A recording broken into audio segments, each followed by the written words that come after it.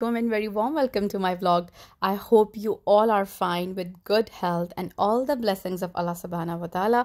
I'm back once again with another vlog, and this vlog is all about the fun day activities with family.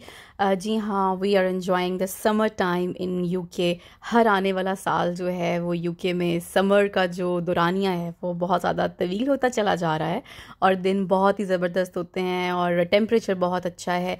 छुट्टियाँ भी होती हैं यहाँ। Usually England और Scotland में थोड़ा डिफरेंट होता है समर वेकेशंस का जो शेड्यूल है।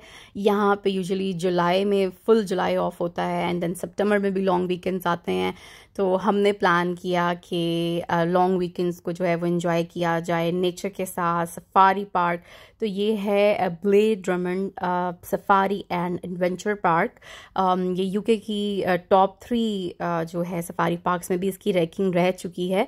वेरी करती है हर ईयर कि कौन सा यूके का फेमस सफारी पार्क है। तो ये बहुत ही ज़बरदस्त एक सफारी पार्क है जहाँ पे आप फैमिली डे एक्टिविटीज़ कर सकते हैं। And here I would like to give you a suggestion कि जब भी आप ये डे आउट एक्टिविटी डिसाइड करें कि आप जाना चाह रहे हैं तो बेहतर यही रहेगा कि आप प्री बुकिंग करें। मौसम को भी देखें कि कौन सा दिन बेहतर रहेगा ये जगह विज़िट करने के लिए, क्योंकि यहाँ पे आउटडोर एक्टिविटीज़ बहुत ज़्यादा हैं।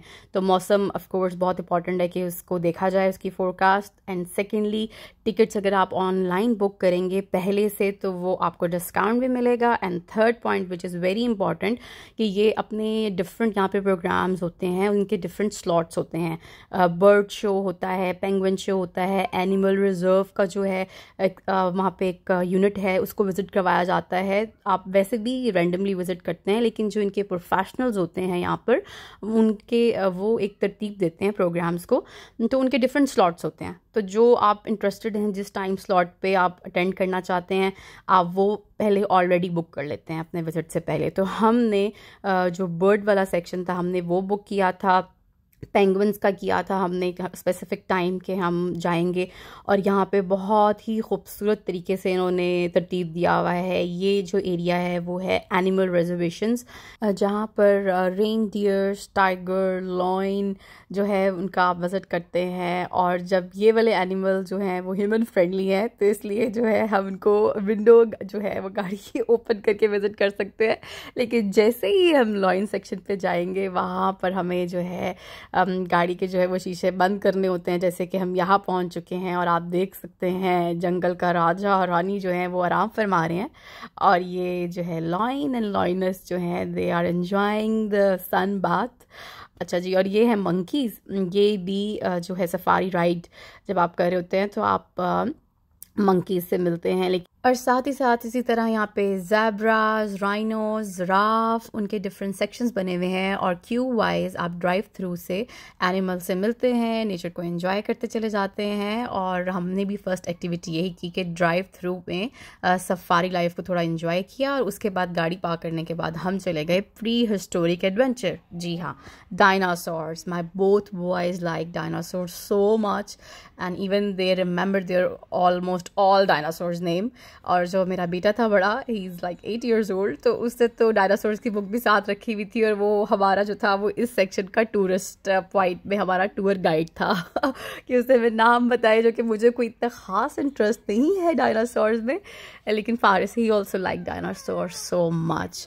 तो ये बहुत ज़बरदस्त किस्म की एक कह लें टेक्नोलॉजी के साथ इन्होंने जो है डायनासोर्स जो हैं वो हिलते हैं, हल्की हल्की आवाज़ें निकालते हैं और जो हर्बीवॉर्ब्स हैं उनका मूवमेंट करना, थोड़ा सा प्लांट्स खाना, एक्टिंग करना।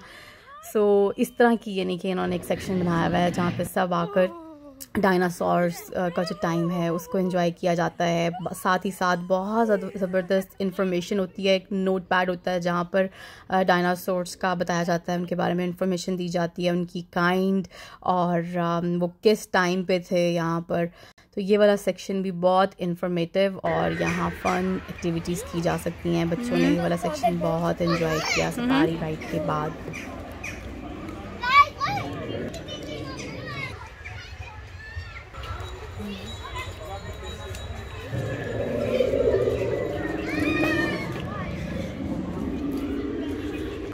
Look at ऐसे It's a dinosaur.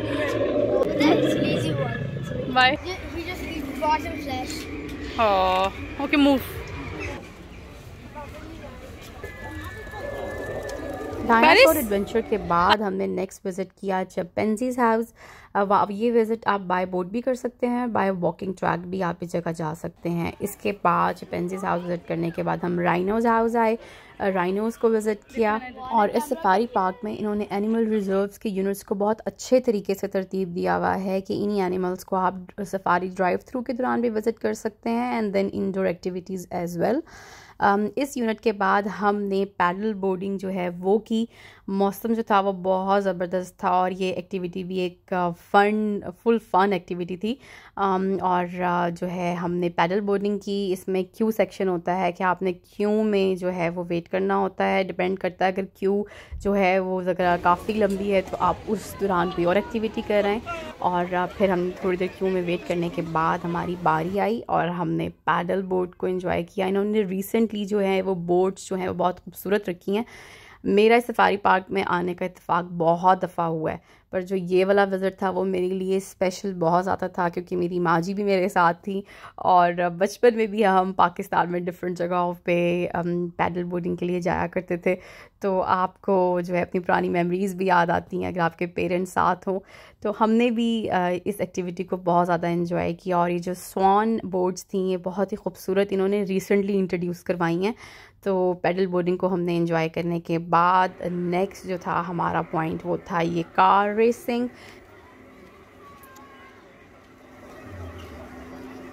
ये बच्चों की एक्टिविटीज़ हैं। जो हमने पहले सारी एक्टिविटीज़ की वो हमारी टिकट में इंक्लूडेड होती है, लेकिन यहाँ पे कुछ ऐसे सेक्शंस भी आते हैं जहाँ पे डिफरेंट किस्म की गेम्स हैं, कार रेसिंग हैं जिनमें आपने पाउंड का कॉइन डालना होता है and you can enjoy these activities.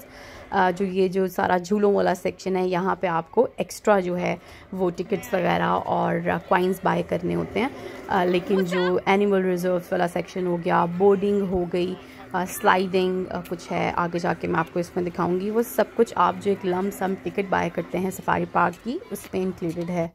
हमारा जो नेक्स्ट स्टॉप था वो था बर्ड शो का। और इस शो का जो टाइम स्लॉट था वो हमने टिकट्स लेते हुए ही बुक कर लिया था।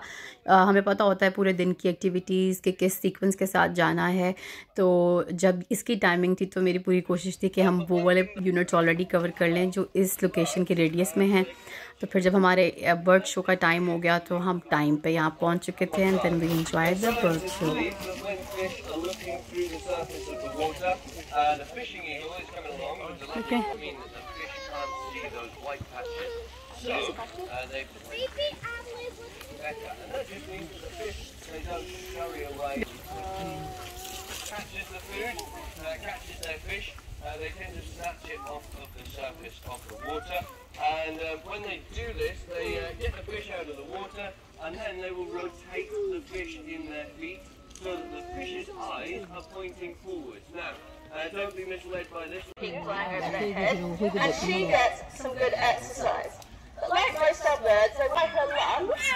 Often at first, she'll try her lunch, and she'll see how small she can get away with. What's the smallest circle that she can do that I'll still give her food for? And you can't steal off me, because she's treated like that. But when she's flying, she's listening for her prey. And that facial disc that she has, that reflects all the sound waves. And he's got quite a long tail, powerful wings, he can make quick turns, changing direction, and taking मैंने ये bird show already बहुत दफ़ा जो है वो attend किया हुआ है and every time I really enjoy this activity. Next जो है वो हमारा जो स्टॉप था वो था स्लाइडिंग का। और ये मेरे लिए काफ़ी जो था वो एडवेंचरस था ये वाला। और मैंने माँ जी को भी इंसिस्ट किया कि वो आए और आके हमारे साथ ये एक्टिविटी करें। और मौसम बहुत ज़बरदस्त था।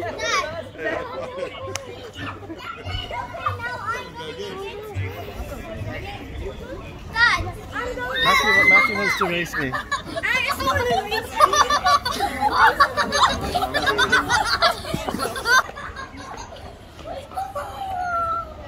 It's all right. Oh yeah, you did it. So yeah, that was a good activity as well.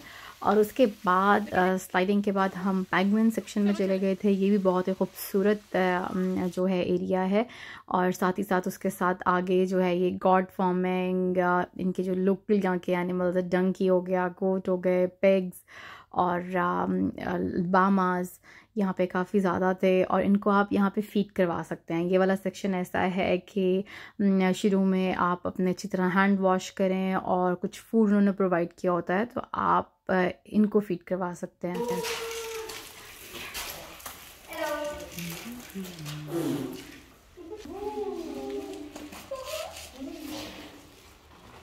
Oh, baby.